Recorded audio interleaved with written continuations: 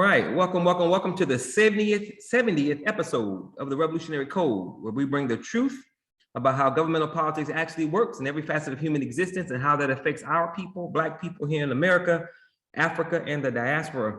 I'm your host, Brother Tamani Mondani out of Houston, Texas. I am the direct revolutionary product of one Cardinal and Bayou Chewy under the shrines of the Black Madonna, and the indirect revolutionary product of one Reverend Albert B. Clegg Jr., African title and name, Jeramogi Abebe Hajiman.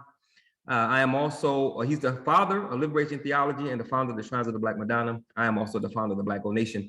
My co-host, the chief consultant of our political strategy and implementation department and the adult education division director. He is also the chairman of LACE, Liberation Advocate for Community Empowerment, the intellectual gangster, corporate grassroots revolutionary, and master domino assassin from Shreveport, Louisiana, AKA The Boot, Brother Craig B. Lee. Brother Craig, how you doing this evening?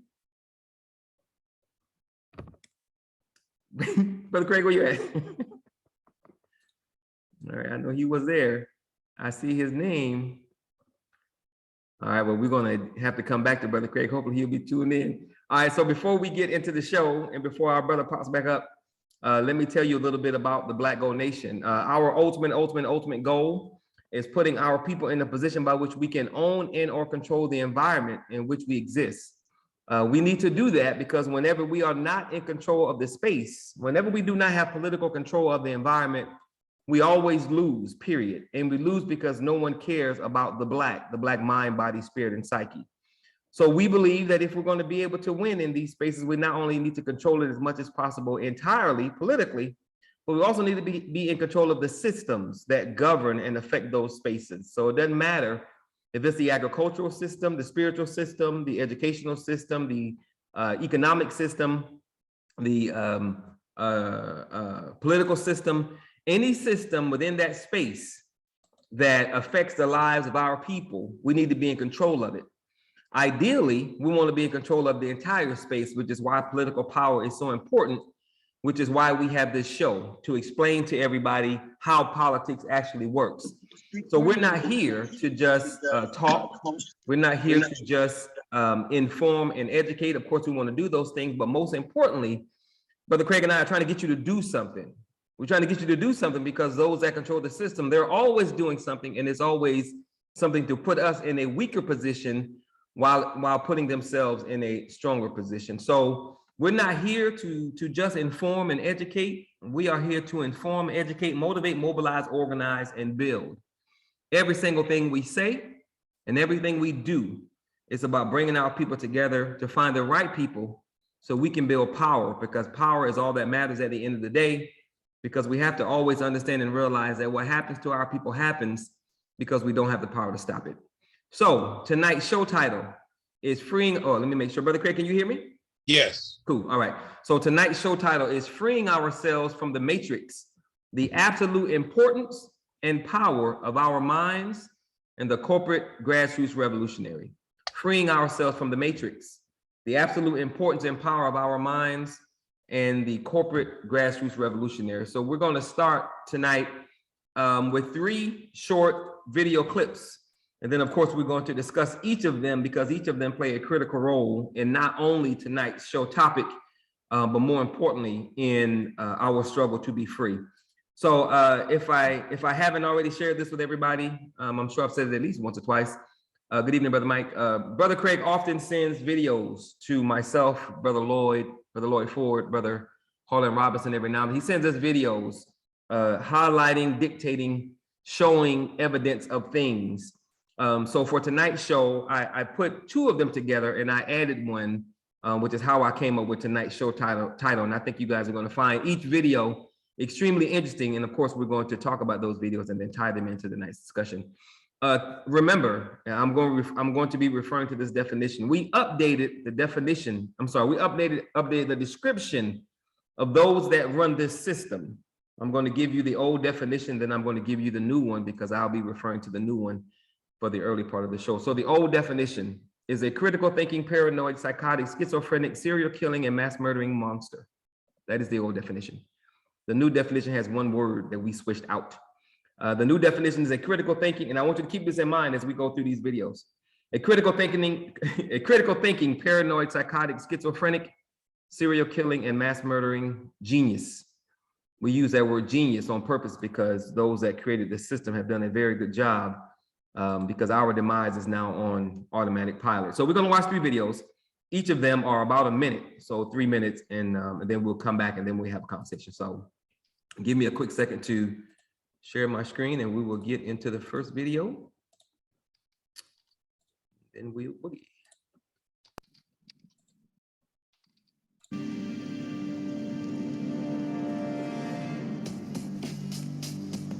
The Matrix is a system, Neo. That system is our enemy. When you're inside, you look around, what do you see? Businessmen, teachers, lawyers, carpenters, the very minds of the people we are trying to save. But until we do, these people are still a part of that system, and that makes them our enemy. You have to understand, most of these people are not ready to be unplugged. And many of them are so inert, so hopelessly dependent on the system, that they will fight to protect it. Were you listening to me, Neo? Or were you looking at the woman in the red dress? I was... Look again. Freeze it.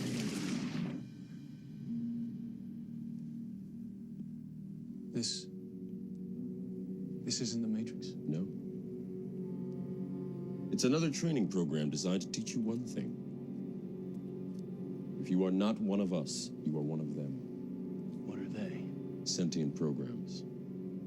They can move in and out of any software still hardwired to their system. That means that anyone we haven't unplugged is potentially an agent. Inside the Matrix, they are everyone, and they are no one. All right, so that is the first video clip. Give me a second to share my screen for the next one. And I will probably play the next 2 twice because most of us have seen the movie, The Matrix. So you might be familiar with that particular scene. But the next 2 clips, again, they're only a minute each. The next 2 clips are so profoundly powerful that I'm going to play them twice because what's being stated is it's extremely eye-opening. So give me a second to get this one prepped up.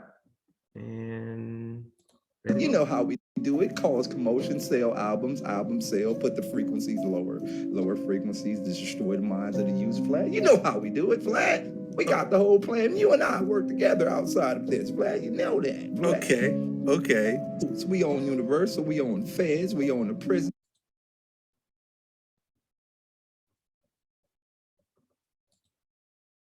systems, we own the NBA, we own NFL, we own everything, Vlad, and it's all one big circle to distract people from the simple fact that we're destroying these niggers, all of them. No, we got them. Oh, amazing. It's just crazy to see these black kids go from being at the top of the world to nothing. Ain't it amazing how they promote everything that don't help them grow? We got them right where we want them, Vlad. Circular motion. Rap, get millions, spend it all on property. Pay us the money that we already gave them, give it right back to us. Go to our jewelry stores, give it right back to us. And then fall, and then we sign the next key. You ever think about this? You know how we do it: cause commotion, sell albums, album sell, put the frequencies lower, lower frequencies, destroy the minds of the user. Flat, you know how we do it, Flat. We got the whole plan. You and I work together outside of this, Flat. You know that, Flat. Okay. So we own Universal, we own Feds, we own the prison systems, we own the NBA, we own NFL, we own everything, Vlad, and it's all one big circle to distract people from the simple fact that we're destroying these niggers, all of them. No, we got them. Oh, amazing. It's just crazy to see these black kids go from being at the top of the world to nothing. Ain't it amazing how they promote everything that don't help them grow? We got them right where we want them, Vlad. Circular motion. Rap, get millions, spend it all on property. Pay us the money that we already gave them, give it right back to us. Go to our jewelry stores, give it right back to us. And then fall, and then we sign the next key. You ever think about this? all right, that's the second video. And I'm going to play one more and then we'll get into this conversation. So give me a quick second to bring up the last video. We'll be good to go.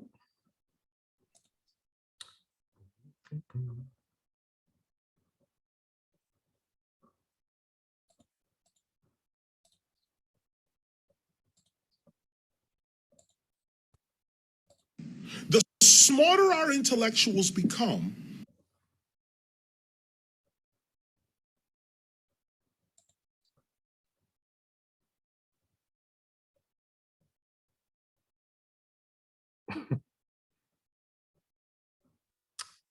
Alrighty. Some buffering. Yeah, there's a new internet connection here, so he was doing fine up until now. Oh, let me see.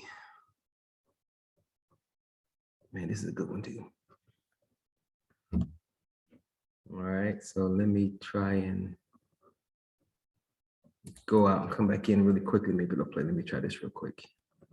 All right, give me a quick second. the more cowardly There we go. they become. This has something to do with this colonial education we're getting, because I know some great black minds. You know, I'm in the university system. I see these minds. I talk. People, great minds. But that paycheck is going to dictate what's going to come out that mind.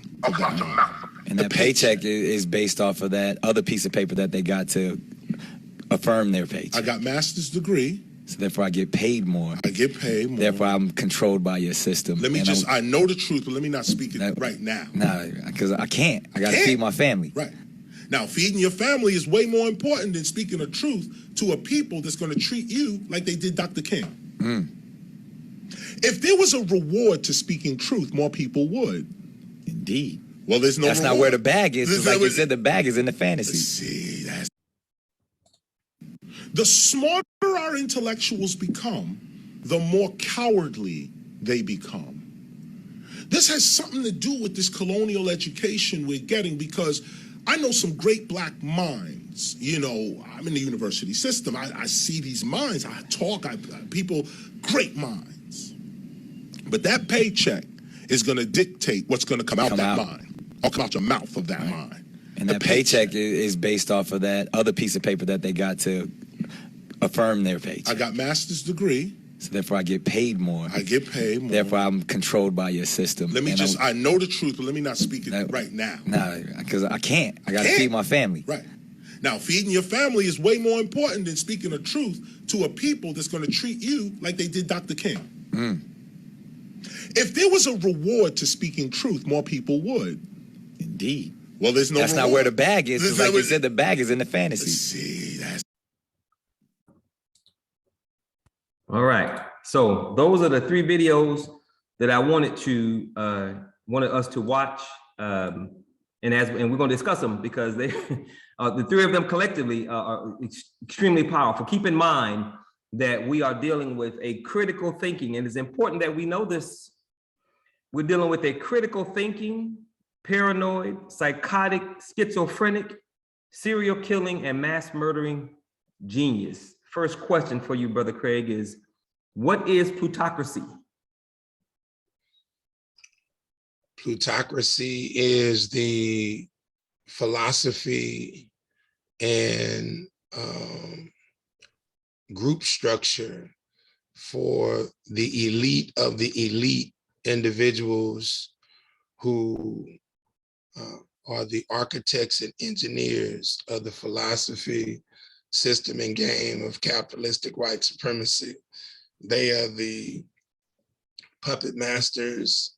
They are the magicians who run the show. And they are the ones who are invisible.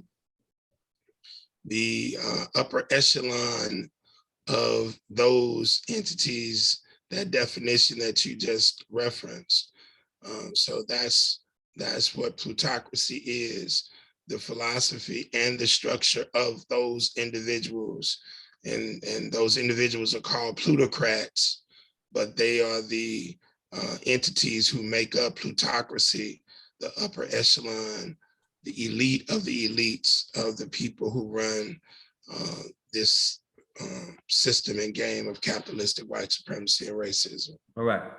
A critical thinking, paranoid, psychotic, schizophrenic, serial killing, and mass murdering genius. Brother Craig, you said the philosophy, system, and game of capitalistic white supremacy, racism. Would that Matrix video clip, would that properly describe the system that we're dealing with? Oh yeah, yeah, without a doubt. And the conversation that Morpheus is having with Neo is profound, because one of the easiest ways of diverting attention is through what you can physically see. And so this entity stood out in Neo's eyes because everybody else had on black and white. And so she stood out in red. And because that female caught his eye, bam, you're now distracted, and now you can get taken out by that particular program, the sentient program. And so that is the matrix in terms of how that was running. And so Neo catching on, he's like, well, we're not in the matrix. No, you're in a training program to teach you how not to end up getting caught up, because we can stop this, but we wouldn't be able to stop this if you're in the real element of daily matrix living. That's it. That's it. Okay. And with that Vlad video or the spoof of the Vlad video, the one with the brother with the wig on, would that adequately explain the game that they run in this system? Oh yeah, yeah, because it's all, you know, I told you and Naru and even this panel months ago, last year, when you really look at the gangster game that's inside of the system, which is controlled by the philosophy, hence why I say all three of them together. When you look at the game, everything within the game is controlled by some brand of entertainment. That's right. And it's so phenomenal, because when I started looking at etymology of words and understanding that people do not do any research, the majority of people do no research on words. They simply do word association. So they assume that they know what certain words mean, and they don't. And we already know that the majority of our people don't read. And then even if they read, what they're reading, they don't understand and comprehend. And so that word entertainment is such a clever word, because when people do word association with the word entertainment, they automatically come up with words like harmless, fun, exciting, right? And so they believe that entertainment is harmless, fun, nice. And if they research the term entertain, entering what? The mind, entering what? The spirit. And the term is all about distracting you from pursuing whatever is in your immediate situation. So people want to escape. They want to escape the reality. And that's why in the third video that you're going to talk about, Nick Cannon says, escape the reality and deal with the fantasy, right? Because their reality is not attractive. And so now you have entertainment, sports entertainment, movie entertainment, television entertainment, religious entertainment, culinary entertainment, anything that we deal with in our world. The architects, engineers have created a branch of entertainment in order to now distract and enter your mind to distract you from what you need to be focused on. Clever as hell, man. A critical thinking, paranoid, psychotic, schizophrenic, serial killing, and mass murdering genius. Does the KRS-One video do a good job of explaining how we are controlled by the system? What he's explaining are the so-called intellectuals. And that's why it's so important when I break down the different factions of African descendants in the world. What he's talking about are the bourgeoisie Negroes and the pseudo-bourgeoisie Negroes. His premise is that they know the truth. They don't know the truth. Okay. And because they are spiritually and culturally bankrupt, but they have minds that are at a higher level than the regular grassroots Black African descendant or the Negro grassroots individual who they look the same. They are on a higher level of thinking, but they don't know the truth. But what he's talking about is how they are tied to the system based on compensation. And because they don't know how to go out and earn outside of the job, they are always going to be tied. So the architects and engineers got you either way. They got you if you now fall out of learning, okay, which is what the system is designed on, is predicated on the creation, maintenance, and expansion of a permanent underclass. Right. And then if you now excel, it's going to get the majority of the people who now are very skilled at their various professions. Why? Because they are spiritually and culturally bankrupt. So even if you're not going to jail, even if you're doing all the right things, even if you're very smart, because you're not spiritually and culturally connected to the Creator and the righteous ancestors, the matrix has you that way as well. It's only when you have the courage and the intellectual capacity to break away from the matrix that you are now and connect with the Creator and the righteous ancestors that you'll be able to now navigate out of the toxic waters. So he gives a good portrayal, a depiction, so to speak, of those entities who are the bourgeoisie and the pseudo-bourgeoisie at college campuses. And so therefore, they cannot help us in our journey, hence the importance of the grassroots hybrid African descendant. Without that entity, there is no hope for African descendants to ever liberate, empower, and advance themselves. That's right. That's right. A critical thinking, paranoid, psychotic, schizophrenic, serial killing, mass murdering genius. That's what we're dealing with. But okay, what's the definition that you often use to define power? The ability to determine reality, to define reality, and have others respond to your definition as if it were their own. And let me say it again, the ability to define, determine reality, and have others respond to your definition as if it were their own. Would you say that definition clearly defines or describes the matrix? Oh, without a doubt. Without a doubt. Without a doubt. And in order for us to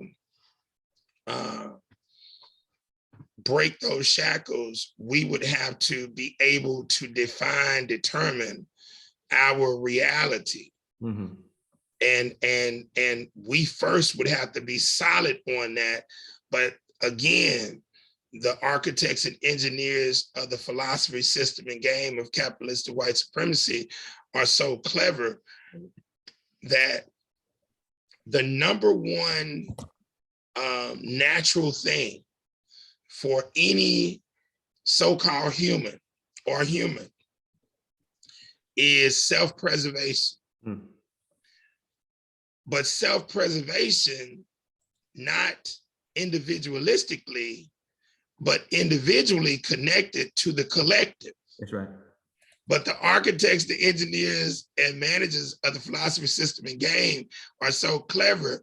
They now do the sleight of hand magic trick and now has the individual who's by nature First law of nature is self-preservation, but connected with the collective. Now through individualism, the philosophy that is connected to the philosophy system and game of capitalistic white supremacy, the individualism now makes the natural construct of self-preservation not individual connected to the collective, but individual focused solely on himself or herself, meaning I, my, me versus us, our, we. So now individually, those who control the show got you believing that however you got to do it in order to advance yourself by hook or crook, That's right. you go ahead and do that. And that's why KRS-One says that you don't get paid for telling the truth in this game. Mm-hmm. And it was so funny. I forgot that I sent that video to you a few weeks ago because it dawned on me. And I'm so glad that our chairman for Dad's on Duty, Mike Morgan, is on the phone call tonight. Mike and I have quite a few conversations, and we were just talking today, and I was giving him an update because, when people say we have some haters here in Shreveport, and they'll say, well, like if they hear about a fight, I guess Dad's on duty. I guess Dad's on duty today.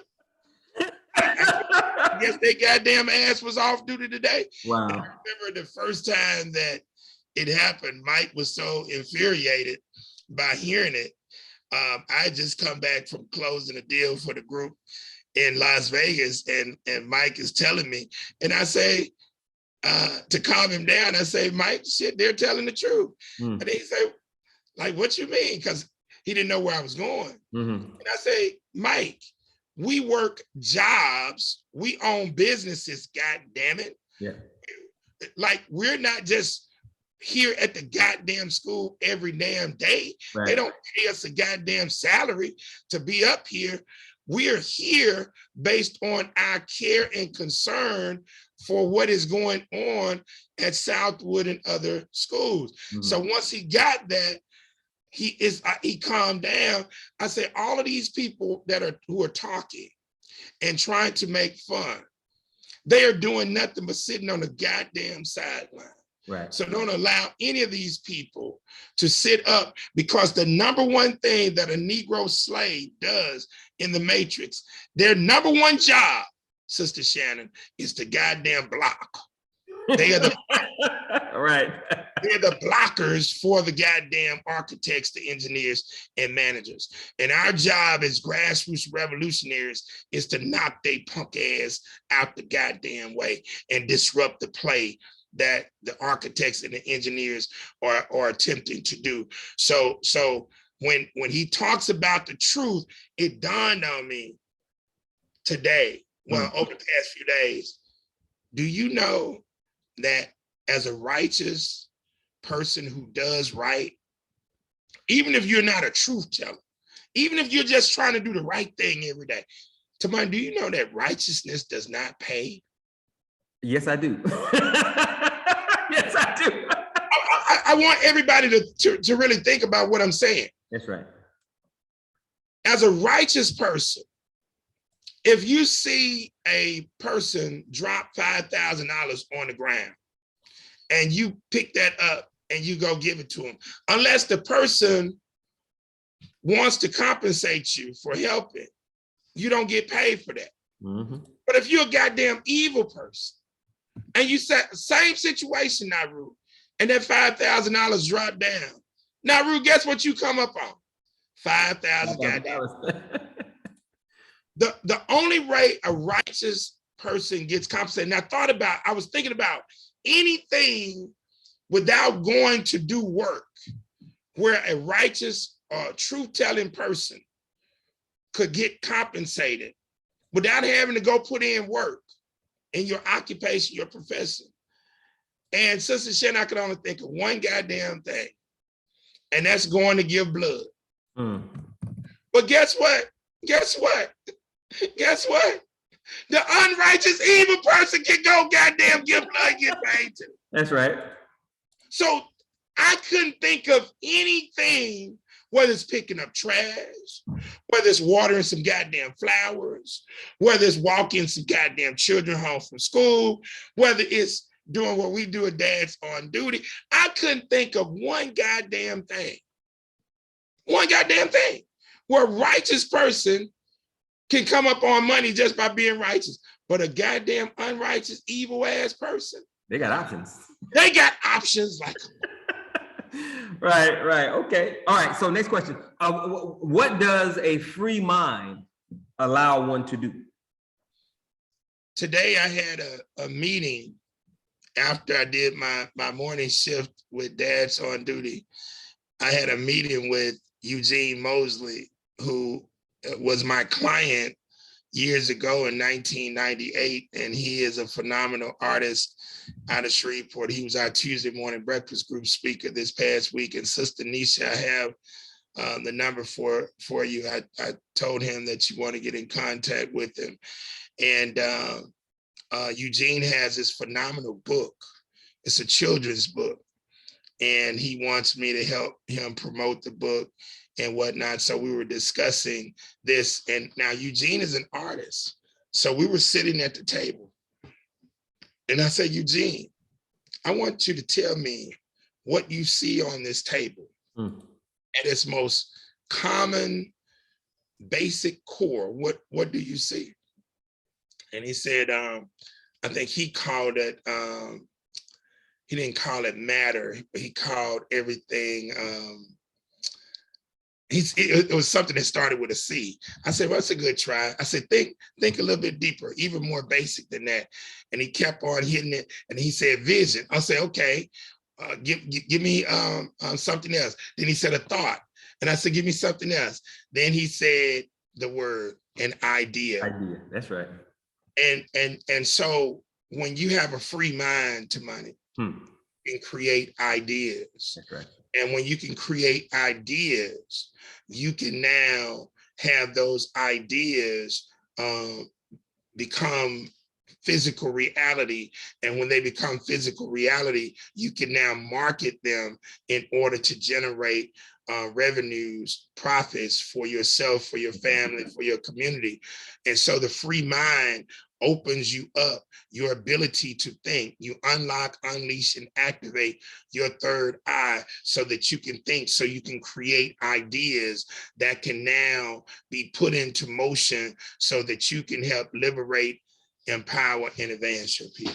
Dig it. And I'm glad you said that, because I have in my notes, if not stated, say, and a free mind allows us to generate what? So I'm glad you hit it, because I was most certainly going to bring you back to it. Okay, so going back to the movie Matrix, The Matrix, why is Morpheus so insistent on getting Neo to free his mind? Because Morpheus, as the writers created the construct for the movie, believes that Neo is the one. He is, and I want you to think about that now. That goes against the premise of Eurocentric capitalism, where they believe they want to tell everybody, oh, all y'all are goddamn leaders. Everybody, you don't need no goddamn leader. Everybody can be a guy. But it can create ultimate chaos and confusion. So Morpheus believes that Neo is the one. And so it is imperative that Morpheus, being the training, the guru, the sensei of Neo, equip him with every single thing that he has so that he can fulfill his mission and free Zion. And of course, Neo struggles with this whole concept throughout all of the goddamn, hell, even the latest one. Punk ass is still struggling with the concept of being the one. And that's part of what I've learned being on this journey. You got to be willing to accept your role as being the shit. And not from a vain or arrogant standpoint, but you have to have a swagger to play this game and participate in this system that the majority of people who are righteous will never have. Because again, the way that this thing has been done, most people who are good people don't want to be seen. They don't want to be heard, you know. And if the people never hear from you, they don't know how you roll, where's the new standard to challenge the reality that is out there that is diverting the attention of the people from what they really need to be focused on? And so Morpheus is committed to teaching Neo that, so that Neo can be that spark that makes all of this thing happen, the revolution, the empowerment revolution happen. This is not one of my questions, but it popped in my head, and I've wanted to ask you this before, but I get busy. Is Morpheus not the one because he simply doesn't believe he is? No, he's not the one because the crackers didn't write him in as being. No, but that's a given. But I'm saying the characters. No. But it's important what I'm saying, because it's like Dr. Claude Anderson is going around telling people the lie that Uncle Tom was a hero in the book by Harriet Beecher Stowe, and that Jambo and Sambo were the evil characters. And because you don't never get lost in the fact that the writer is writing the book or writing the damn movie. You have to understand that, who the writer is and what the subject matter is. And we can have discussions about the subject matter that is being written about, but you also have to understand that the writer has an objective that they are trying to achieve with the goddamn subject matter. So you can't never let that get lost within the fantasy discussion in the deal. So as the Wachowski, Wojciechowski used to be goddamn males, now they try to say they're females. As they created the Morpheus character, they're showing you that Morpheus is indeed the goddamn one, because if he wasn't the one, then how could he train the one to be the goddamn one? That's right. Okay. Yeah. So it's a sleight of hand trick. Like I say, it's a sleight of hand trick, because they're showing you that Zion is controlled by who? African descendants. Right. Showing you it right in your face, right? And they got a couple little white folks up in there. But the number one that they got, because the savior got to always be the white man. Now, I can't be mad at them, because who's telling the story? The white man. Okay. Yeah. Who's funding the movie? White man. Okay. So power is what? The ability to determine reality and have others respond to your definition. They did where they were. They were their own. Yes, sir. So it made Morpheus the one, but not the one. But if you don't know how to think about him being the one, right, you'll miss it. The one, you're gonna miss. Right, and to me, it's glaring, because you know, if he's constantly trying to get Neo to believe, free your mind, free your, and he's only able to do that because what? He's done it, and he's trained others to do it. Exactly. Yeah. And who the hell was Neo searching for? The Oracle? No. Who was Neo searching for? Not Trinity. Who was Neo searching for? He was searching for Morpheus. Oh yeah, Morpheus. Yeah, well, that's a given. Yeah. So he's looking for his teacher. So yeah, if you're paying attention, you can see how most certainly Morpheus it was indeed the one. All right, next question. He tells him he knows more than you ever could even dream about. Don't be trying to act like you know shit, because he knows more than you can even. Well, goddamn, if he know all that, don't that make him know? Why he need me? All right, so next question. So how does a mind become free if it's born in the matrix? That's where the connection to the creator, yes, sir, the righteous ancestors come in. That's where you have to either have a wise teacher, mentor like Morpheus, or you've tapped into a book, or you tapped into movie or documentary or some type of experience. And it's going to be rare. Most people, that's why you got to have somebody who can create that spark. That's the only way that you're going to begin the process, begin the journey, is to have somebody, some entity teach. And then you have to unleash and activate that third eye so that you can unleash and activate your spiritual power that will synergize you, connect you with the creator and the righteous ancestors, so you can now, get all of the powerful energy and resources that spirituality and organic right culture has for you to tap into. I hope everybody is listening, because what he just said, we're going to refer back to it, because what he just said is the pathway to making that happen. So if you missed the beginning of the show, you're listening to the Revolutionary Code, where we bring you the truth about how governmental politics actually works in every facet of human existence and how that affects our people, Black people here in America, Africa, and the diaspora. Tonight's show is our 70th episode, and the title is "Freeing Ourselves from the Matrix: The Absolute Importance and Power of Our Minds and the Corporate Grassroots Revolutionary." Freeing ourselves from the matrix, the absolute importance and power of our minds, and the corporate grassroots revolutionary. My name is Tamani Omondani. I'm the founder of the Black Gold Nation, and my co-host is Brother Craig B. Lee, Chief Consultant for Political Strategy and Implementation in our Adult Education Division Director. So, Brother Craig, what is a corporate grassroots revolutionary? So the corporate grassroots revolutionary is a person, an individual who has broken the mental shackles of the philosophy, system, and game of capitalistic white supremacy, and who is now dedicated to liberating, empowering, and advancing his or her people, first and foremost, and laying the foundation for other grassroots ethnic individuals to tap in.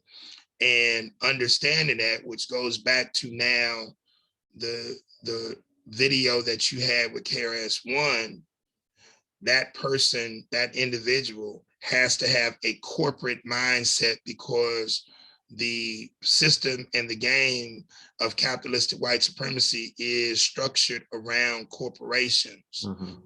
And so this, as we learn from the plutocracy, this is a government of corporations, by corporations, and for corporations. Yes, sir. Not a government of the people, for the people, and by the people. That's what's on paper.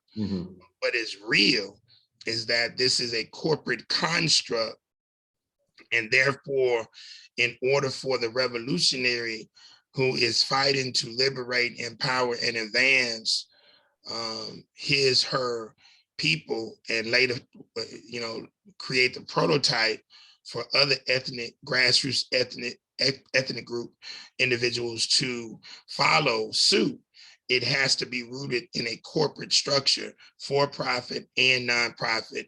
And that's what leads us into that corporate philosophy, or the position that I created called culture social entrepreneurship, where you understand we got to generate revenues in a capitalistic system in order to take care of ourselves, our immediate family, our extended family. But we also recognize that we have to make a positive impact on society. So we can't just go do any and everything that unrighteous capitalistic people do. We can't go sell dope. We can't pimp and prostitute ourselves and other people. We can't go rob, steal, and murder. We can't scam people. You can't do all of these wonderful things that evil people do every goddamn minute of the day. Yep. we're very restricted in terms of what we can do to generate revenues, but this is the game that we're in. And so the major impact, before you can impact overall society, starts with your own people. But we're not driven by profit, but we know we have to generate profit in order to make this happen. And unfortunately, our great iconic individuals like Malcolm and the Black Panther Party, all of them, especially like Fred Hampton, since we viewed the movie Judas and the Black Messiah, they just didn't have an understanding of that because they got sidetracked in terms of being communist and socialist. Right, and unfortunately, where they were trying to get their education was from people who never built a system that was for them, and it was proven that it didn't work in the first place. Exactly. Okay, so can a person be a corporate grassroots revolutionary without control of his or her mind? Hell no. Yeah, amen. All right, so why is spirituality the first pillar in your 6 pillars of empowerment? Because culture in and of itself, which is what you're going to do every day, language wise, clothing wise, food wise, if we had not been kidnapped and integrated into this thing that we're in, culture is what you're going to do every day, and it becomes the natural way of rolling. But culture in and of itself is not infallible. Mm-hmm. It's because ethnic groups, people who are of ethnic groups, create the culture based on that ethnic group. And this is something that goes back hundreds of thousands of years, tens of thousands of years. So since we know that people are not perfect, we know that people are not infallible, there's something has to regulate us to make us do the right goddamn thing. Yeah. There's something that has to be in us that says, hey man, cutting a female clitoris off, that ain't cool. That's cool. It's not righteous. I don't think that's righteous. Right. And so that's where spirituality comes in, that energy connection, that power to tap into the entity that creates the whole gamut, the universes, the stars, all of the suns and all of this. So that's why spirituality is number one above the other 5 pillars of empowerment, because it now is the control for right behavior, for right conduct. Mm-hmm. It's the compass that guides you in the right way. It's your power, it's your defense mechanism, but it is that energy connector to the creator. And now you can call everything what it is. And now when there's something that has been historically going on within a particular cultural practice, you can now say, hey man, we gotta stop that shit. That ain't right. Right, solid. Okay, and why does organic right culture follow spirituality? So I used to when I created the 6 pillars, I was just culture. But then I started thinking, well, damn, there has to be a right culture, because we're the people who created culture in the first goddamn place. Yeah. Because we're the originators of the universe. We're the original man and woman. So bam, that what we do has to be the standard for other entities in order for them to follow suit, which makes it right culture, right? Mm-hmm. Yeah. But then when I started thinking, well, right culture for other entities, but what is that culture for us? Right. And that's the organic nature of it. So that's why I say I had to, and this is things that I've advanced in terms of the definition over the years, hence organic, right culture, because it's organic. We have to go back, Sankofa, go back to the origin before we got caught up into this foolishness on tribalism, which has engulfed the goddamn planet. That's right. You know, before tribalism, there was an organic thought that our people had about being unified. And because spirituality was not above that culture, now you had a lot of injustices. And now what happens? People go start their own damn tribe. Here's another language. And so there's nothing beautiful about 10,000 goddamn languages on the same continent. And all of y'all look the goddamn same, right? And so we got to go back to before tribalism began, organic, that which is natural to us, and now establish the guidelines. I was looking, this guy who comes on the internet, he's a gang member out in California, they call him Crip Mac, and he got DP'd by his gang the other day. And I was like, Naru, what the hell is DP? Like they just DP. He got that goddamn DP. Now let me show you something. How you can't be totally against these gangs, although the majority of their activity is negative. They are structured like an organization that's about the business, although their businesses is not about righteousness. To money, DP means this: disciplinary punishment. Oh, I watched the video you sent, but I had no idea what the brother was talking about. Disciplinary punishment, because he tried to switch gangs about 10 years ago. He was claiming another set. And so now for some reason, and his punk ass is actually from Houston. Wow. But he's claiming another set years ago. So it wouldn't have been a problem if he hadn't tried to become an internet sensation. Now that he's an internet sensation, the OG's like, we gotta DP his punk ass. Yeah. And look, he gets his ass tore out the frame now. And the reason I sent the video to you, so you can see the loyalty of this dude. Yeah. And he accepted his DP because he knew what he did was wrong. Yeah. Bro, now if you could get a person to do that around righteousness, around ethical and moral behavior. Yeah. Revolutionary. Yeah. Yeah. You talking about a Jesus move. Okay. Yes, sir. But, yeah. But yeah. You can't drink all English every goddamn day. You can't go rob, kill, and steal every goddamn day. So being an upstanding, righteous cat is kind of unattractive in an evil goddamn system. So you think that brothers and sisters who get caught up in that life do it because righteousness don't pay? And righteousness don't pay because they have yet to understand the corporate. And it's kind of funny because what they do is corporate, is just illegal corporate. But follow me. Even when you're doing the corporate stuff and you can pay, that's the occupation, that's the profession.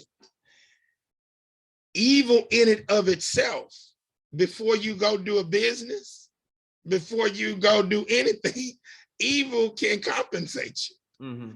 Like I said, the only thing that a righteous person I could think about can do is give goddamn blood, but unrighteous people can give blood as well. Sure. So the corporate grassroots revolutionary, that's occupational, that's business. Yeah. Crip Mac can get paid just by going in the nigga's pocket and robbing him. That's right. That's right. Yeah. Hence the importance of spirituality, organic white culture, and this next one, which is what I'm about to get to, the education. So KRS-One talked about this colonial education we get via this system, i.e. the matrix. So of course, that's not what you're referring to when you talk about the third pillar. So what kind of education do we need in order to free our minds and move the Black needle forward via the 6 pillars of empowerment? First off, what he's talking about is not education. That's right. What he's talking about is training. What he's talking about is negative indoctrination. And so with the training and negative indoctrination that we receive within this construct of the matrix, all right, it's the illusion of education. And so now when I talk about education, I'm not talking about anything within the system of the matrix. I'm talking about learning, the process of learning. And the process of learning begins with some wise elder directing you towards information. Okay, so you're tapped into the information by way of mentorship, training, or by way of learning via book, via documentary, via movie. You're being mentored to learn in a righteous manner. Then what you're learning, you have to now begin to understand and comprehend. And through your understanding and comprehension, you now have to be tested, because you can't just say you understand and comprehend something unless you're applying it. So now the application, successful application, repetitiously, that test, that now quantifies you as now being able to understand and comprehend the information that's coming from the wise elder that's putting you on the path. And through that application, that successful application over a period of time, now you get this beautiful thing called knowledge. You can't get knowledge until you go through that process. Most people believe you get knowledge. Oh, I read a book. I know. No, you don't know. You just have information. And you don't even know if you have the correct information unless you applied it. Exactly. Yeah.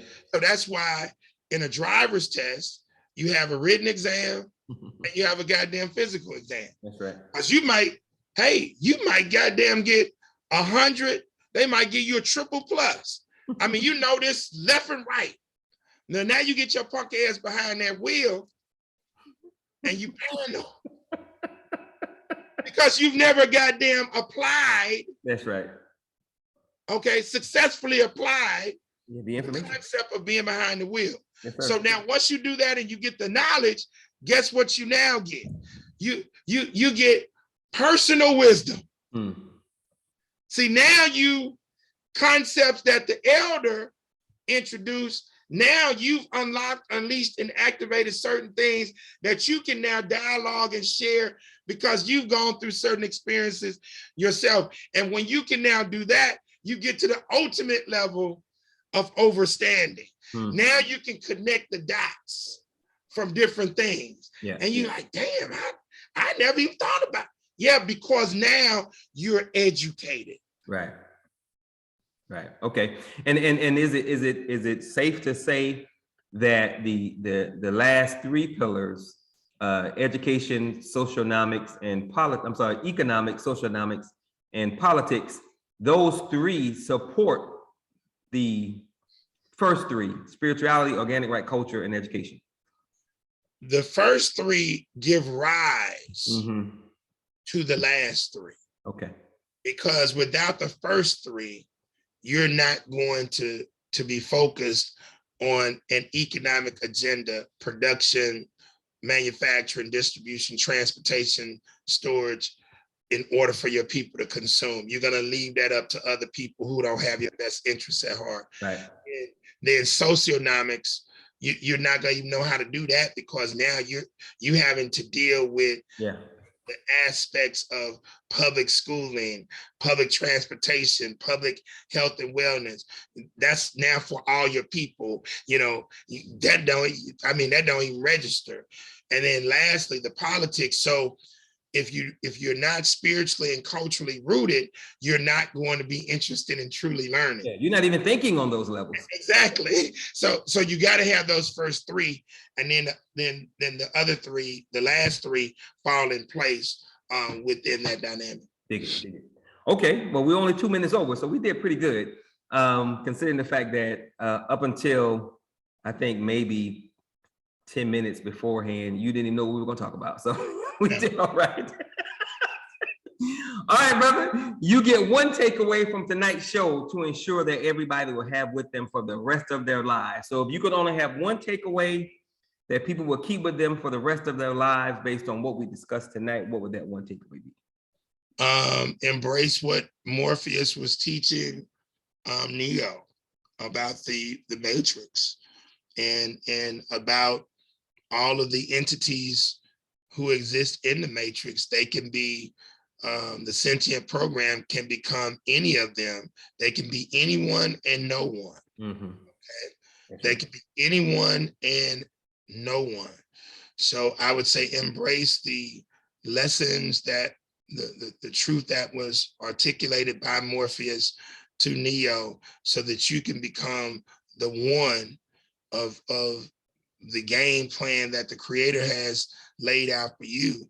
And so you can then mobilize and organize with other like-minded individuals so that we can begin the process of knocking out these punk ass blockers who look like us in order to disrupt some of the plays of the architects, engineers, and managers of the philosophy system and game of capitalistic white supremacy, racism. Amen. I have a takeaway that I want to add to that. My one takeaway for everybody is to remember that we are most certainly up against a critical thinking, paranoid, psychotic, schizophrenic, serial killing, mass murdering genius. That is our opponent. That is our enemy. We don't find a way to free our minds and begin thinking, working to become and or support corporate grassroots revolutionary, to create cultural, social entrepreneurship, we will become a permanent underclass in a country that was built on the backs of our ancestors. Yeah. This is real. This ish is not a game. Yeah. If you think it is, then you are most certainly going to lose, which is what we are doing. We're losing because we don't have the freedom of our minds, which means we're not creating new ideas. We're just going along with everything else, and that's not good for us. So on that note, we're going to open this thing up for questions and answers. We're going to have a different kind of ending after everyone answers their questions. I have a series of questions, few of them for everybody to answer. But we'll start with the normal Q&A first, and then we'll get to my questions. Brother Naru has turned his camera on, so that means it's Q&A time. Brother Naru. Hey, that was pretty good for going off the head and not having a topic, I have to say. Hey, man, you'd be surprised to know how often that happens. Well, you can only do it because Brother Craig is sharp. Oh, he don't have nothing to worry about. I'm the one that got to scramble to come up with something. He just show up. You can't stun him. So my question, has either one of you checked into the narrative and Nubia format that Brother Greg Carr and Karen Hunter are growing? They broke away from the YouTube format and have now started a subscription based area for Black folks. Okay. I was actually on one of the calls just listening to a book reading, and they had over 1,500 people there. Wow. So and these are Black folks, so yeah. I'm thinking that it might be a space for either of you or some part of Black Gold Nation to be a part of it. I love you guys to check it out. It's a narrative with a K, and I'll send it to you guys. I have I just want you to look at it and see what's happening over there. It looks like it might be something serious. They're definitely about education. There's break-off rooms and groups for educators, for finances, all kinds of things. And they grew it on YouTube, so it's very wonderful to see. So if you guys had heard about that, and if not, definitely want you to check it out. Yeah. I hadn't heard about it, but I'm glad that you mentioned it and sent it to me, because again, we have to mobilize and organize with like-minded people, and Dr. Carr is phenomenal. Amen. Respect. No doubt. All right. That was it, Naru? That was it for the night, bro. Ooh, all right, brother. Surprise, surprise. All right. So does anyone else have a question or comment for Brother Craig? Shannon? I do. So recently, and once again, had no idea what the topic was going to be. You guys referenced The Matrix. I was watching a thing on YouTube. This guy, his name is Black Magic 363. But Sophia Stewart was on his show. Mm-hmm. And Brother Craig, I remember you referencing her. Yeah. I think we asked a question about her, about her actually writing the books, the whole thing, the paper. I'm just gonna say I agree wholeheartedly with you, because there was no receipts. There was. It sounded fucking nuts. Excuse my language, but don't follow his language. I'm sorry. Yeah, it's so sad, Sister Shannon, because I talked to her personally. Yes. And she's full of shit. She's straight. It's really crazy. I asked her some basic ass questions, and she couldn't even answer the goddamn questions. And I'm like, this sister is delusional. And I'm not saying that she didn't create a few things or whatever, but all the shit she's talking. And I just had to finally tell her, I say, sister, you full of shit. You full of shit. And all this goddamn $1 billion lawsuit and shit that you the one, that's a goddamn lie. I researched that shit, and you ain't got a goddamn check from them white folks. And you're around here. Now, I do agree that these white boys didn't just come up with this shit out of their head. It's too high level concept. So she could have given them some insight on a few things, but she goddamn show for damn show is not who she's claiming to be. And I talked to her ass about 10 years ago. And I'm like, damn, I feel bad for you. You crazy as hell. Yeah, I mean, and I will actually just send you the clip or whatever. Send that to me, so I want to see her. Everything the guy asked her, it's like she like detoured. Exactly. But in a very calculated, almost manipulative way. Exactly. Like, God bless her soul, like, for real. I'm not gonna even lie. Like, it was very, very interesting. I'll send it to you too, Brother Tamani. I definitely want to see it. Yeah. And again, one thing that I've found, Shannon, and when I do workshops with females, I teach them this. It's imperative that you all tap into a legitimate man mentor, because when you truly unleash, and activate your third eye, which stimulates you to unleash, and activate your spiritual power, and you don't know really what to do with that, you can short circuit yourself. You can overload, because you don't know what to do with all of this. And I've seen this happen to a sister who I used to work with named Phoebe here in Shreveport. And man, that sister was, she was living in Dallas when we used to work together back in 1996, 97. And man, she would stay up 6-7 days straight. And I'm like, you do know you're gonna kill your goddamn self, right? But she didn't know, and she wasn't an attractive female, so she didn't have anybody to like be sexual with and or connect to and really talk intimately with. And bro, this shit just consumed her. And it's kind of like, I'm thinking to some degree that's what happened with Sophia Stewart. This is nothing to play with when you really tap in to these high level things. And when you don't know how to plug in and exercise this power, it can consume you. And then you just get to talking bullshit. right? And this pretty much, for people who get on the enlightened path, this is what happens to the majority of them any goddamn way. And with the advent of social media, all they really do is sit on the goddamn social media, talk goddamn shit, complain. To money the other day, one of my cousins talking shit here in Shreveport. The white folks want a dog park in South Shreveport. They don't need no damn dog park. We need an amusement park for the children. That's why they killing each other. They ain't got nothing to do. So look what I tell them. I say, so Kenpo, what's stopping you from becoming an entrepreneur to bring that amusement park to the city of Shreveport? I say, because cities don't invest into amusement parks. That's right. That's an entrepreneurial corporate business endeavor. And so I laid that out. And then I saw another sister say, well, see, they would never do an amusement park in Shreveport because we got way too many goddamn killings. And that can't happen.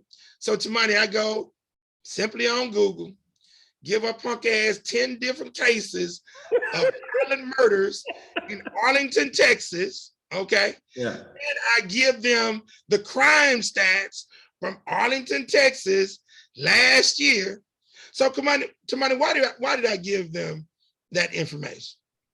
I'm going to assume that there's an amusement park in Arlington, Texas. You got goddamn Six Flags is in Arlington, Texas. Yes, Guess sir. what else is in Arlington, Texas? Goddamn Dallas Cowboy AT&T Stadium. Guess what else is in Arlington, Texas? Goddamn Texas Rangers, motherfuckers. And guess what the people ain't did? They ain't shut down the goddamn amusement park. They ain't shut down Cowboy Stadium. There it is.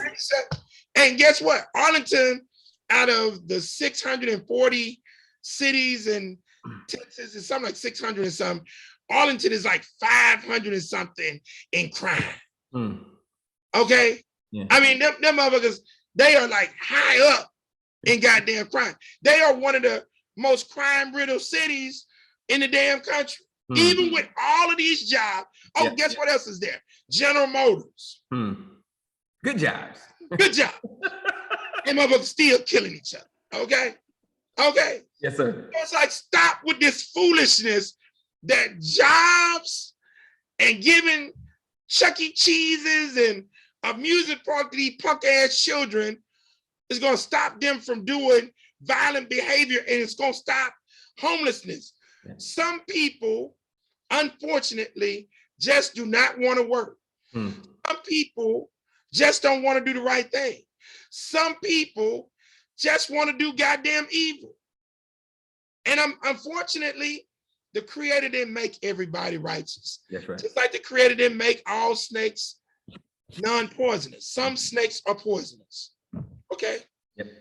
And it's the same with individuals. Some of these asses are evil, and good people got to stop trying to project righteousness on every goddamn person and accept the fact that some of them are just goddamn evil. Yes, sir. But if you want something to happen, and lastly, as it relates to the dog park, they want to put at Southern Hills Park. To money, 80 to 90% of the revenues from our parks and recreation are invested in the inner city within Black folks, okay? 80 to 90%. Southeast Shreveport has the highest tax base in the city. If they want a goddamn dog park, which dogs are considered to be what? They family members. Oh, yeah, for sure. So if they want their family members to have a goddamn dog park and they want 80-something thousand for the city, and they're already trying to de-annex from the city, it would stand the reason, get a punk ass goddamn dog. Right. So our people online talking all this gibberish without knowing any research because they're just going based on their feelings. But when I start putting the onus on them to go into business and start their own shit, scatter like roaches. Crickets, roaches. Yeah, Mike's pissing on cotton. Yes, sir. Yes, sir. All right. So does anybody else have a question or comment? for Brother Craig before I get to my questions? Anybody else have a question or comment? Yeah, this is Brother Brother Mike. Mike. I did just have a comment about the I gotta just, based on what's been said tonight. I mean, it's already given, but this three-ring circus, or maybe not, regarding Brian Flores from his lawsuit and that whole thing. And I'm like, and only thing I can comment about the fact is his wife is Hispanic, I think. I guess he wanted to exert his righteousness as a black man on the black side. His wife prompted him probably to do it. But the reality is that now you toast. Ain't nobody gonna hire you. Oh yeah, you're done as It's a a coach. wrap. Yeah. And the reality is, you know, your season wasn't the best. How come it can't just because they want another coach? Then the coach they get, I thought homeboy was really white. He looks like it. But I got cousins that are close to that I can't tell. That cat had I'm like, he's what? Is that it must be light skinned, mama white. So but the point I'm trying to make is, what movement, well, at one point it does serve purpose for him to file that, because now Jay-Z got to back off. Now say, do we still need to keep taking a knee? Now you got to like, okay, shit. And NFL guys like, okay. Bottom line is, NFL is a closed private entity. They ain't got to hire nobody unless they want to. Exactly. Mm-hmm. And now congressional oversight is limited to a private company. So how much they gonna have hearings? They got 32 owners. Now even Byron, what's his name? The mogul. Barnett. Now he's bidding for the Denver Broncos. But guess who else bidding? Elway and the quarterback. He's the quarterback there. You be with the coach. Manny? Now who do you think they really gonna pick? Yeah, exactly. So I'm just making a commentary about that. But in terms of that interplay, brother Lee, what do you think? How do you think it's going to play out, and what impact will it really have beyond NFL? You know, first and foremost, you know, that dude, bruh, the Negroes again, man. You're married to a pale skin, and now you want to come and start talking about things that you know goddamn well you ain't supposed to be talking about in the public, throwing games and shit like that. So the question is, if they told you to throw games, why you waiting till after you done got fired? Since you're so principled, since you got so much ethics, goddamn, why are you waiting? Okay, and so we know that that's bullshit, right? And look, dude, you're wanting to be a part of something, as you just said, that is closed, that is a good boy network, and it brought to mind, Mike, after I graduated from Xavier in '99, my first corporate job was with Navistar Financial Corporation based out of Atlanta. And I had to take over the Alabama territory. And I lived in Birmingham. And then they moved me to Nashville to take over Tennessee territory. Well, as I was being relocated, these Negroes in Birmingham wanted to join the goddamn Shoal Creek Country Club. They punk ass wanted to rub elbows with Ku Klux Klan. That's right. And the membership, Mike, at that time in 1989, 90, was like 60,000 a year. And the white folks said, we don't want your punk ass. We don't want your punk ass here. It's our goddamn country club. And so, Mike, I remember these Negroes threatening to lie down on the runway of the airport to prevent the planes that is so sad. Bringing the that is so sad. PGA players in the.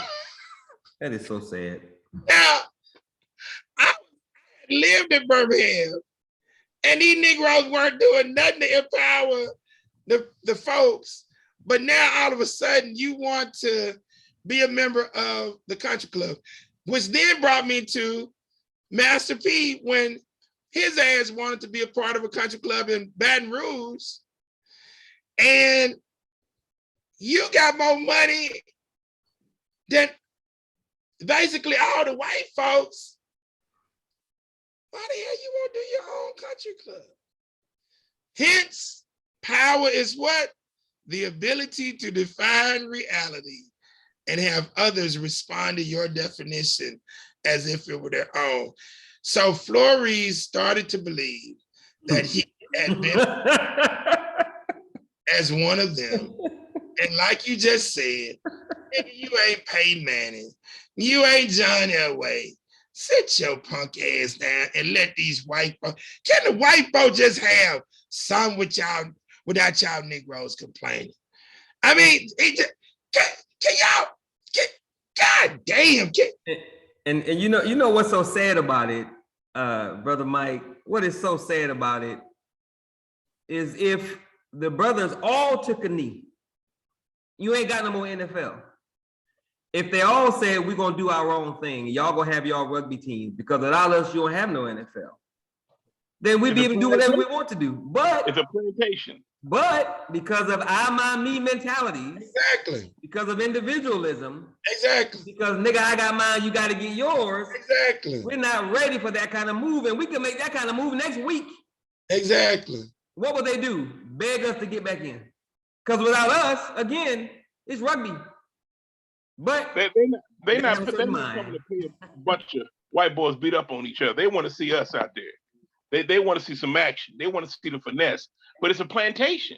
Well, we if it's a plantation and we're the predominant product on the plantation, to hell with begging them to treat us better. Let's go do our own thing on our own plantation, and the hell with it. It's that simple. And that's why when I hear people complaining about being in corporate America, I be like, shut up, stop. The other side of that is that most of the D1 colleges are in collusion with the NFL, the pipeline. So that's a whole nother dynamic right there. Again, they can still go to the swag. See, Mike, you can't have it. The Negro can't have it both ways. No, we can't. This is a system for white folks, by white folks, okay? It is never going to be for you or by you. It ain't for you. This is not. It ain't. And so all you can gain in this system is equity. Mm. You're not going to be equal. And for the life of me, Negro, if you can get equity and then parlay your equity into creating your own goddamn thing, instead of you wanting to be revered by the Oscars, create the damn Tyrone. Create the Jerome. Right. That's right. Create the Tyrones. But the Negro power is what? The ability to define reality and have others respond to your definition as if it were their own. That's right. Negro, do your own thing. Right. Create your own neighborhoods. Stop trying to force your way in. When Martin Luther King them used to do that, try to force their way into restaurants because white folks wouldn't serve them or serve them in the bag. I'm sitting up here like, why would you want food that is crazy that's prepared by your enemy when they can spit on it, wipe their butt, and put? Why would you? A minute. It's crazy. It's crazy. And what's really sad is that we are so focused on being with them that we don't understand. Without us, most of what they have, they wouldn't have because they got it from us. Exactly. We could run and do our own. America's greatest export is what is our culture and what we produce, our subculture and what we produce. Yeah. And we don't own none of it. But again, gotta have a certain mindset. So yeah. What'd you say, Brother Mike? He's just agreeing. Okay, all right. So any other questions or comments for Brother Craig? Right here, not him, but the other guy. Look, he's from. Any other questions or comments for Brother Craig? All right. So I have 4 questions I want to ask everybody except Brother Craig, and I don't know if I want everybody to respond because I don't want to take that long. So, Sister Shannon, you still there? Yes, I'm here. Cool. Dr. Tyra, you still there? Yes, I'm here. Awesome. Sister Nisha, are you there? Yes, I'm here. Cool. Is this your first show? Yes. No, I've seen a few. Okay. I haven't been here, just hadn't spoken. Gotcha. And you know who so you know who Brother Craig is? Oh yeah. Yes. Awesome. Naru, you still there? Yeah, I'm here. Sister Tyra? Sister Tyra. All right, Brother Terrence? Yes, sir, I'm here. Cool. All right, Tyra came back. Tyra, you there? Yeah, I'm here. I had to get off mute. All right, so I want everybody to answer this question and answer quickly because there are 7 of us. And Craig, you just listen.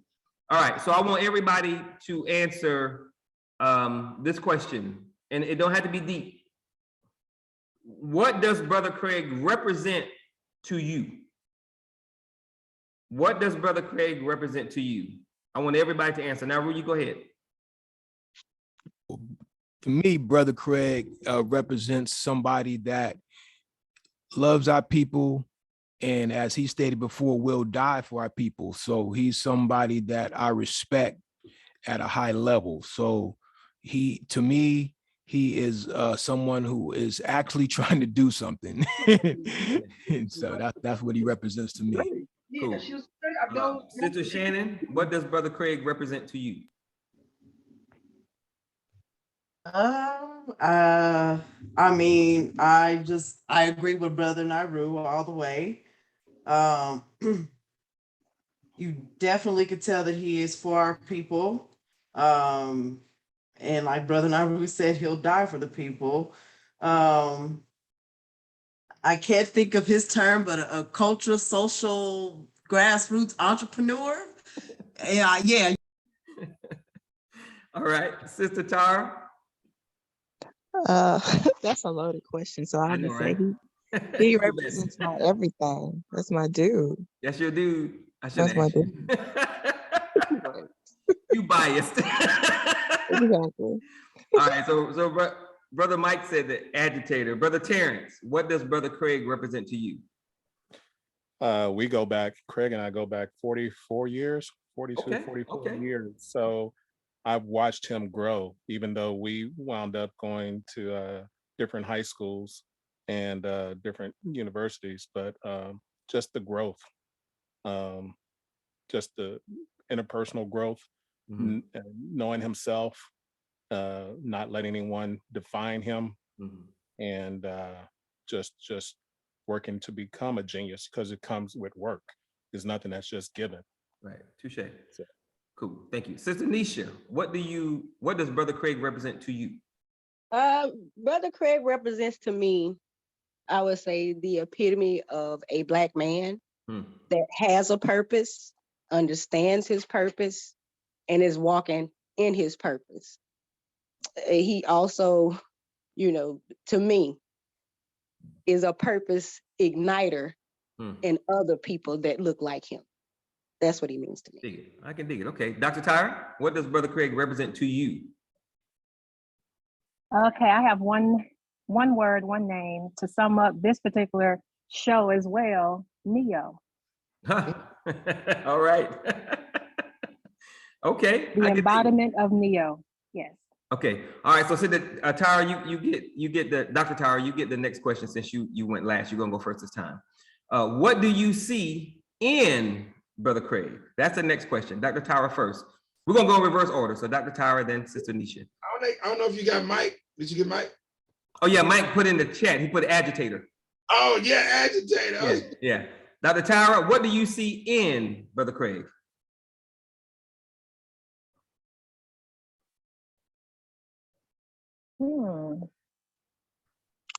I'm almost stumped by that one.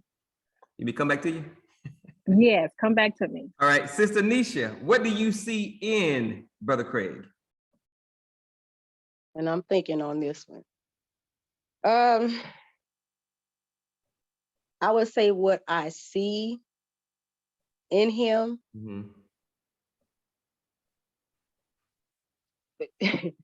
It may sound funny, but when we talk about, let's say, ancestors and what they carry over into our lives. So I see that there was greatness or people of greatness that poured into him, and that's what I see. That's right.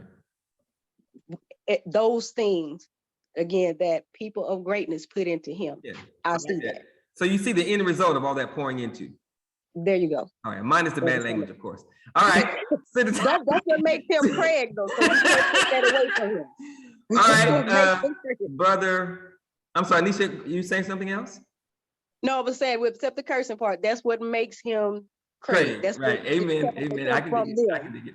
Brother Terrence, what do you see in Brother Craig? Well, coming with the topic and using the Matrix as a sort of a guide this conversation, I see him as the Morpheus, where everybody's searching for the one, but the one that's giving you the true information or giving you the history or giving you all the information that's needed and being able to teach it and teach so many. I see him as the Morpheus. Awesome. All right, Sister Tara, what do you see in Brother Craig? Let's see. So I see greatness in him.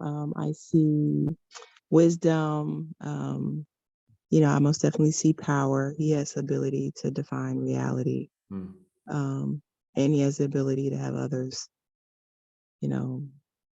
see it as their own. So yeah, I see him as grateful and, greatness and power. Okay, cool. All right, Brother Michael, what do you see in Brother Craig? I see an unquenchable passion and desire to represent the best and want the best for our people, and to ensure that the right narrative is presented at all times. Okay, I can dig it. Sister Shannon, what do you see in Brother Craig?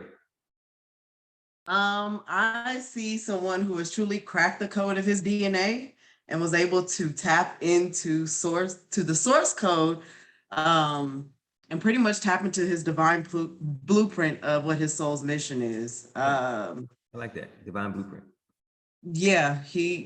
I mean, I could go on and on, but. Okay, I like that. All right, Brother Naru, you get this question, then you be first on the next question. We'll only have two more. So, Brother Naru, what do you see in Brother Craig? Well, I see strength, courage, and dedication. I also see his ability to connect with people from many walks of life. I feel that really gives him an edge in who he is and what he's trying to do. I think that's probably the most important thing about Brother Craig, that he's able to relate to many different people, and that should help him succeed in what he's doing. All right, amen. All right, Brother Naru, you get the next question first. How far can Black people go following Brother Craig's lead? How far can we go following this Negro?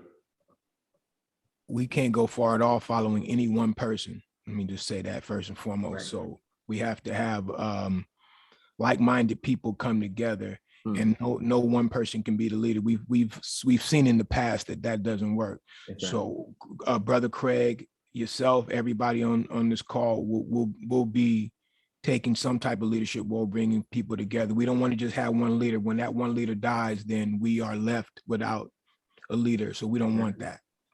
Okay, cool. All right. Sister Shannon. Amani, you forgot. Oh, I did? I'm sorry. Dr. Tara? Yep. What do you okay, so what do I see in Brother Craig? Yeah. Well, first of all, I meant Morpheus. I got the name wrong. Oh. I meant Morpheus. But the second answer to the question, what do I see in Craig? I see the great educator. Because I always wonder when he's going to settle down and actually, put some things to paper and put some things to, to video and all of that type of things, those type of things, because so many people who are trying to unleash and unlock their third eye are looking for leadership that he has. I know I just met Craig in 2020, and that was my position. So I see him as a great educator. Okay, you can go ahead and answer the next one. How far can Black people go following Brother Craig's lead? How far can you go? Yes, However far you want to go, to be honest with you, because at the end of the day, it's really all about you, the person who has the plan to go far, however far you want to go. As long as you have the 6 pillars under your belt, you know, you can go as far as you want to go with Craig's leadership. But I also agree with what Naru said. You can go further with you know, multiple types of insight in leadership, because I definitely tap into that as well. So, but my belief is that you go as far as you want to go, depending on how you know, take on the 6 pillars of empowerment. That's right. Cool. Okay, cool. Sister Shannon, how far can Black people go following Brother Craig's lead? I'm just gonna second Brother Naru and Sister Tara on everything they just said. Yeah, I really have no difference. Cool. Sister Nisha, how far can Black people go following Brother Craig's lead? I'm going to give a testimony and give you proof. I think this was like maybe 2015, 16. I started doing a bakery, you know, baking at home. And I had a friend, we partnered together, and we were just throwing the idea around. Well, when we decided, okay, we're going to go ahead and try to do something with it, we met Craig. He encouraged us. He gave us a lot of insight, a lot of advice, and we were able to get that thing up and going. Well, the partner that I had, if she had, I guess maybe an hour to probably talk with Craig to get ignited and excited about it as I was, we would probably be in Texas or California or New York somewhere with what we were baking. Okay. So for me to be in contact with him, I'm still, you know, doing small business or, you know, at home, trying to set up offices maybe to help others be able to do work at home. So we could go far with more people like Craig with that mindset to encourage and be selfless, not thinking about himself. He's always thinking about how you can win, how you can grow. For sure. So we can go extremely far when we get that collective mindset and that compassion for people that look like ourselves. Yeah. Amen. We could go far. I can dig it. I can dig it. Okay, Brother Terrence, how far can Black people go following Brother Craig's lead? One of the things that we have to do is we have to get out of the thinking of small business and think corporate, because we're working, as Craig and you guys have pointed out time and time again, this is corporate America. Yep. And we have to find a way to integrate into that. I live here in California, and there's areas here that used to be predominantly white. Then Black people and Latino people moved in. Now the Asians have taken over, and everywhere you go, you see a little English where they translate and communicate in English, but most of it is their markings, their identity. But they're still interacting with white people, even though they built cities. There's a city of Alhambra, used to be where my aunt lived, and it's all Asian mostly now. They have a couple of American shops there, but predominantly Asian. So we have to think on a corporate level to integrate and communicate Craig's ideals on a broader base. That way you can reach more people. That's right. But it comes with having a corporate mentality and definitely thinking about ownership. Awesome. If we own something like communications network where we can spread the message, I think it can go far. But we have to think on that level. Awesome. Okay, so the Tara, how far can we go following this brother's lead? I think you can go as far as you want to. I think one of the things that he always shares is, with me at least, is, you know, to free your mind, you know, and open your mind, be open to, you know, the possibilities of greatness, and to not settle for where you are, but, you know, where you're meant to be. So if you allow yourself to think big and be big, then as he does, you know, following the way that he lives his life, and you can go far. You can go very far. Cool. All right, Brother Mike, how far can Black people go following Brother Craig's lead?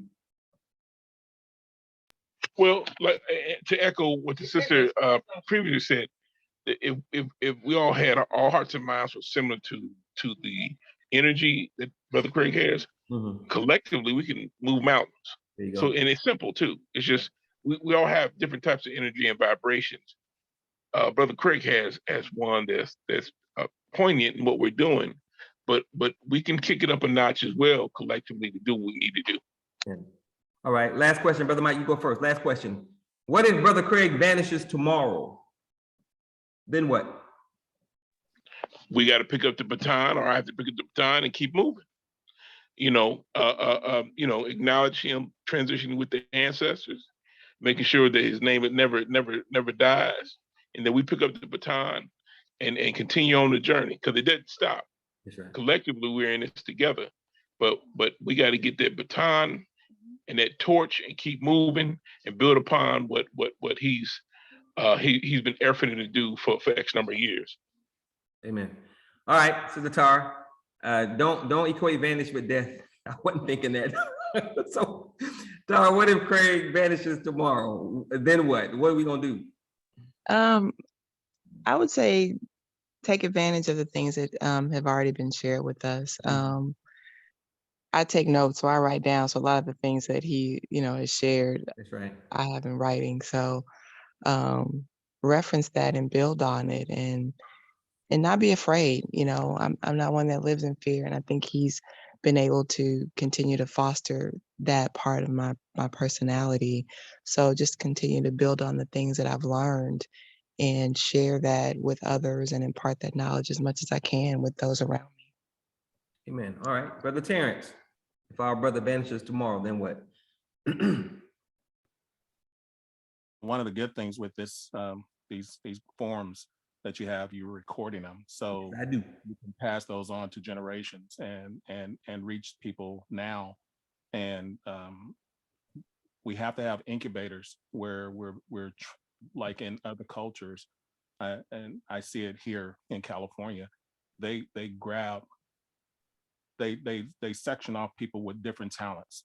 They identify their talents and then they utilize them, so we can find people like Craig in a younger age, or even people at our age, in our age group, to mentor to and get them prepared to be the future leaders, current and future leaders. Awesome. All right, Dr. Tyra, what if our brother vanishes tomorrow?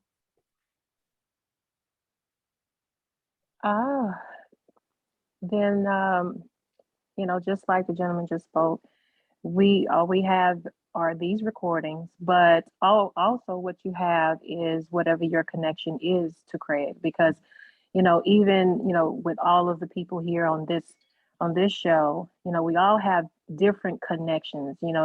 We may learn some of the same things from Craig, but we all have a different connection that we learn from, that we get different things, different types of learning from. So I say that we all have a responsibility to do exactly what we were put here to do, to honor, his lack of presence, in that moment. But if that were to exist, or if that were to happen, we would have more of a sense of responsibility. Because that's why we're here. That's why we're on this podcast every Thursday. That's right. To learn and put these things into action, not after he's not here, but while he's here, so we can continue to get the education and the teachings and the learning that we need, that true education that we need in order to empower the people that we're slated to empower. That's right. Amen. All right. Sister Nisha, what if our brother vanishes tomorrow? What are we going to do? Okay. So, because I've really been thinking about it, as Ron been speaking, but it came to my mind that a prophecy doesn't come to pass until the prophet is gone. So I'm saying that to say this, that whatever Craig nurtured or planted or imparted into an individual, if he vanished, then we would see exactly what he was saying. And I hope we would run and do that thing that he was purposed to, work up or, get it going within us. So in my case, I would say when I said ancestors poured into him and we see the end result, whatever he's poured into me, I need to go out and water others. Okay. Okay, thank you, sister. I appreciate it. Sister Shannon, what if our brother, poof, ain't no more Craig? I'm just going to say this, the flesh may die, but the spirit, soul, and the energy lives on forever. So if this vessel that Brother Craig is in right now shall perish, I know without a shadow of a doubt, Brother Craig has an exit strategy of who he's going to make sure is put in place. I think it was Sister Tara said that he's a Morpheus. So I'm sure is already have in mind, or if not already training that young man or woman to step into those shoes, as an ancestor, we will always be able to tap into his knowledge and his power, as long as we tap into that energy and that frequency that he's vibrating on at that time. Dig it. All right, Brother Naru, what if our brother is no longer with us tomorrow? What's gonna happen?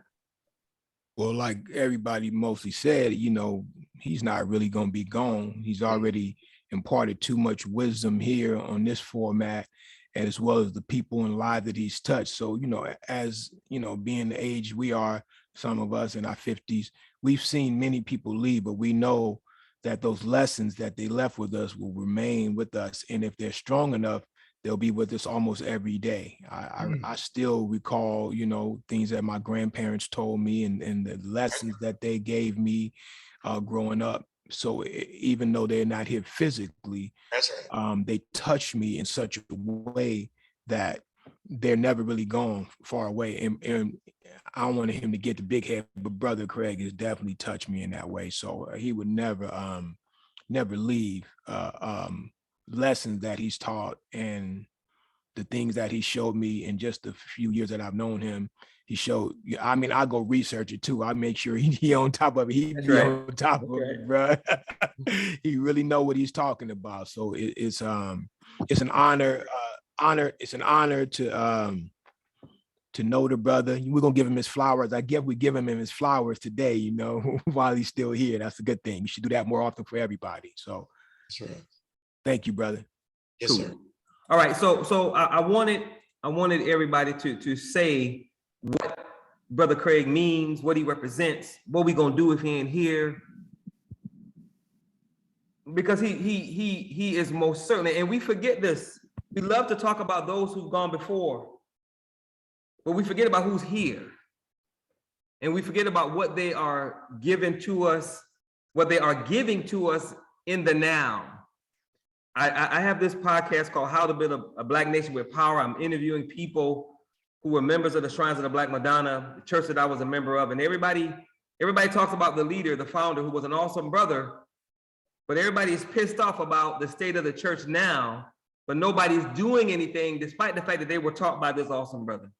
Because we believe, it's like we just got finished talking about the NFL, and what Brother Craig was saying, our mindset isn't, well, go do it your damn self. We want to complain about what other people aren't doing when we have the power to do it ourselves.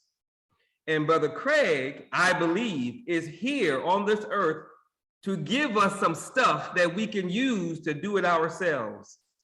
But it's important that we keep in mind, he is one person, right, with a series of expertise, but he's one person.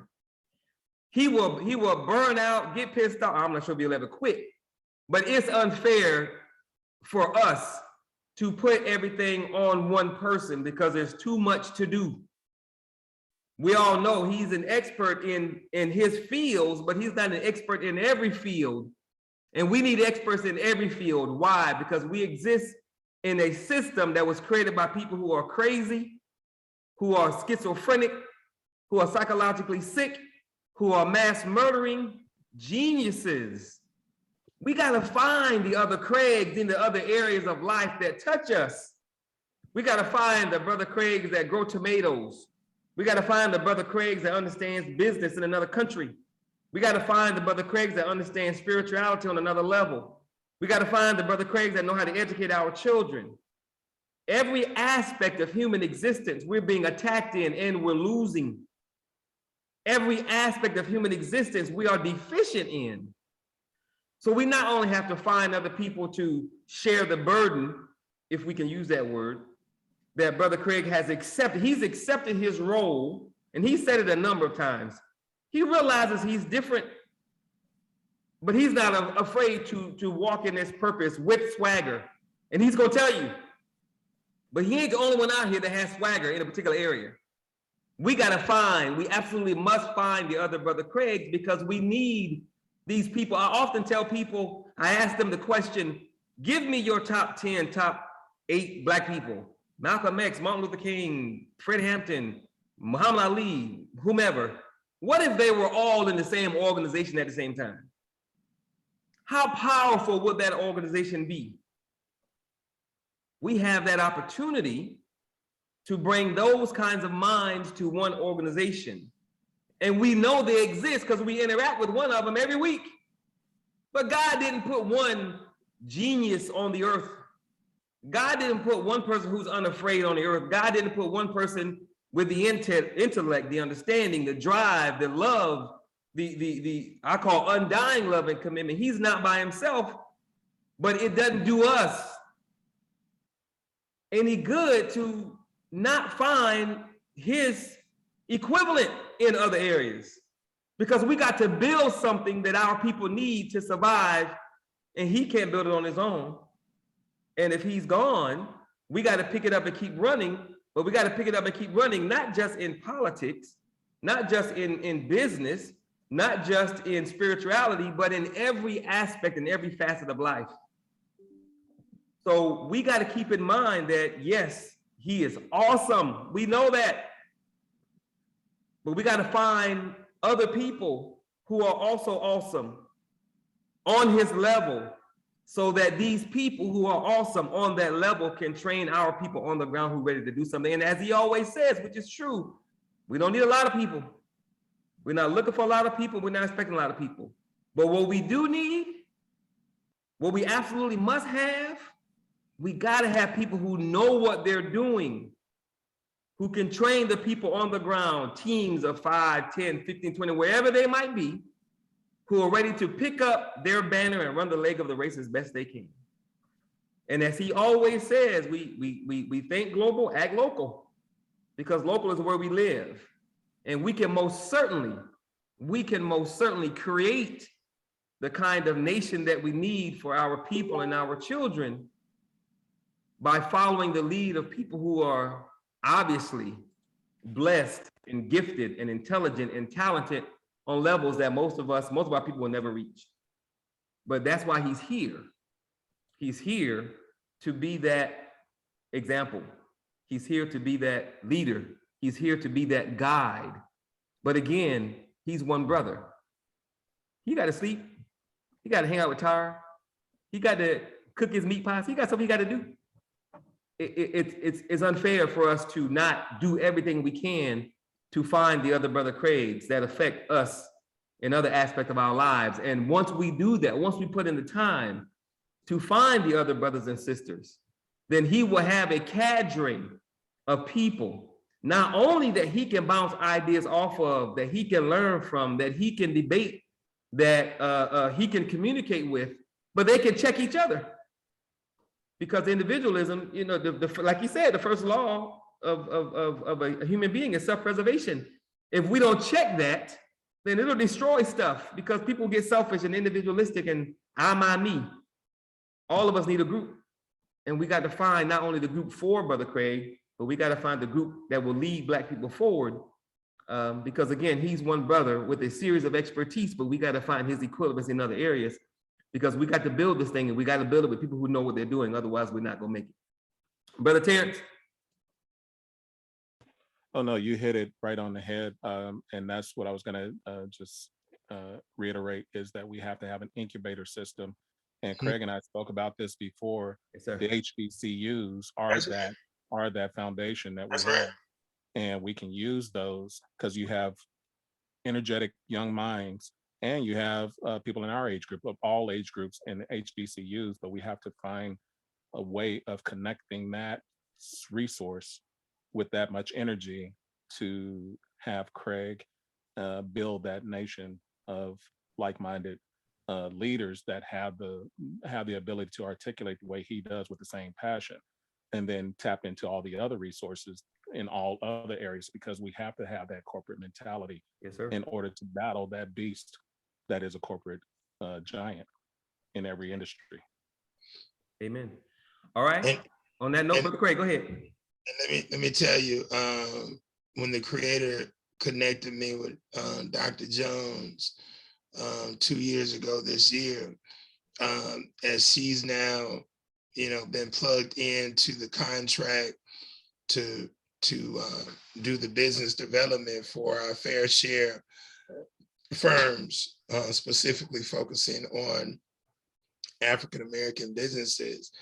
And as I've reconnected with Brother Mike, my Xavier partner, and Brother Terrence and Brother Naru, and now Sister Shannon and Sister Nisha, I'm so proud of her, because the Queensboro Neighborhood Association that she and her husband, Brother Steve, and my two sisters, Tammy and Cammie Wright, are now looking to spearhead. They're not just starting from scratch, Brother Naru. The Queensboro Neighborhood Association has been idle for the past several years, but guess what? They got millions of dollars sitting up. And I've been trying to find some people who could be plugged in and take over this thing. And Nisha and Steve and my sisters, they're taking the reins. And now Tyra is here, because there are contracts that I need to be able to tap her into, plug her into, so that we can rock this thing. And everything that Naru said is absolutely correct. My job is to be the orchestrator, the drum major, the director of this thing, where you build a team, an apparatus, a structure, so that now once one person has transitioned, like Shannon said, the spirit still lives on. That's right. Everything will come together. And so it's been wonderful to connect with Tamani, and the fact that we were thinking a lot alike. The only difference is Tamani was looking to go national before solidifying local. And my thing has always been, everything is local.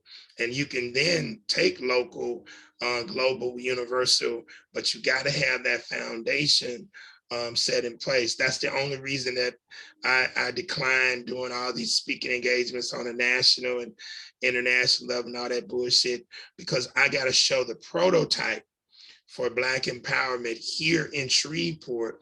And I don't mind other people shining. I mean, I want other people to shine in their various disciplines. You see, I've been looking for a oracle type individual who is not crazy and shit, talking all of foolishness. And so boom, the creator bumps me into Sister Shannon.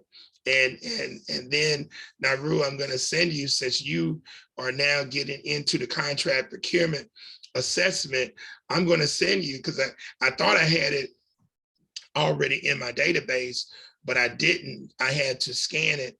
But I'm the first person to create in the United States, in the history of this country, a grassroots document, disparity study, analyzing the contract procurement program for the city of Shreveport that I helped to echo in back in 1998, 99. I'm gonna send you that document, because we're now underway for our disparity study.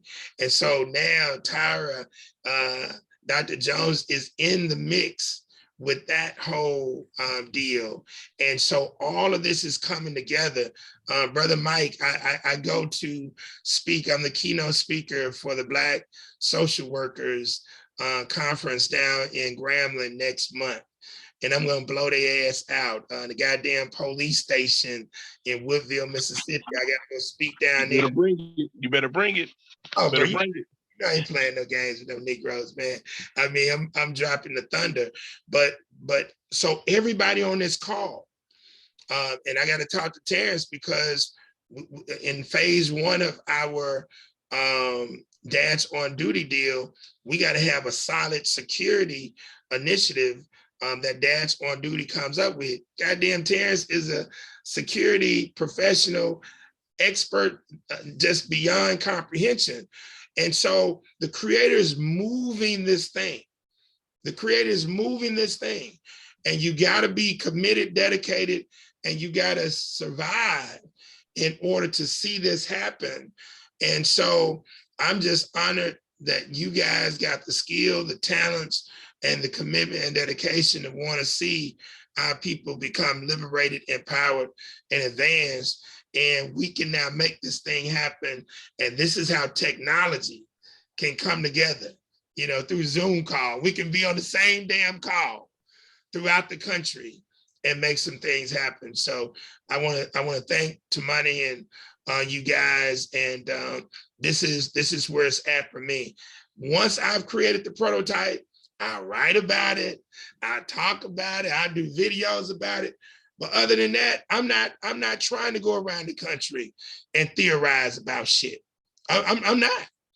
I mean, I know what I'm talking about, but I need to be able to show the prototype in one of the goddamn hardest core cities in the universe. And when we make it happen here, goddamn it, we can do it anywhere in the world. All right. Thank you, guys. All right.